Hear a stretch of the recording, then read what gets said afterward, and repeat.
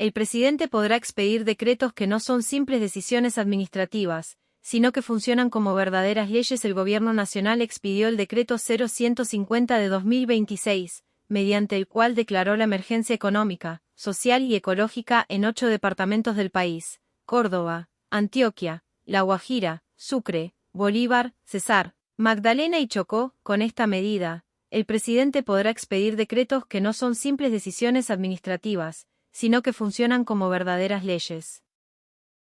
En cambio, otros decretos comunes, como los reglamentarios o ejecutivos, solo sirven para administrar o aplicar la ley, pero no tienen fuerza de ley. Dentro de los decretos que expedirá el Ejecutivo se espera, como ya lo anticipó el ministro de Hacienda y Crédito Público, Germán Ávila, la creación de un impuesto al patrimonio para personas jurídicas.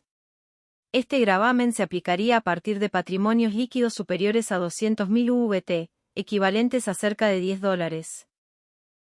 400 millones, con una tarifa marginal de 0,6% hasta los 600.000 UVT, umbral que corresponde aproximadamente a $31.424 millones. Las emergencias que ha declarado el gobierno. Desde comienzos de este siglo, en Colombia se ha declarado la emergencia económica en 8 ocasiones. Sin embargo, solo durante el gobierno de Gustavo Petro, y cuando aún faltan 6 meses para que finalice su mandato, esta figura se ha utilizado en 4 oportunidades, las mismas que se registraron durante los 2 periodos presidenciales de Juan Manuel Santos y el gobierno de Iván Duque. La primera emergencia declarada por Petro se dio en 2023, debido a la crítica situación en La Guajira asociada a la llegada del fenómeno del Niño. En ese momento, el presidente anunció medidas en sectores como salud, agricultura, agua potable, energía y educación. No obstante, posteriormente la Corte Constitucional tumbó varios de los decretos expedidos al amparo de esa declaratoria.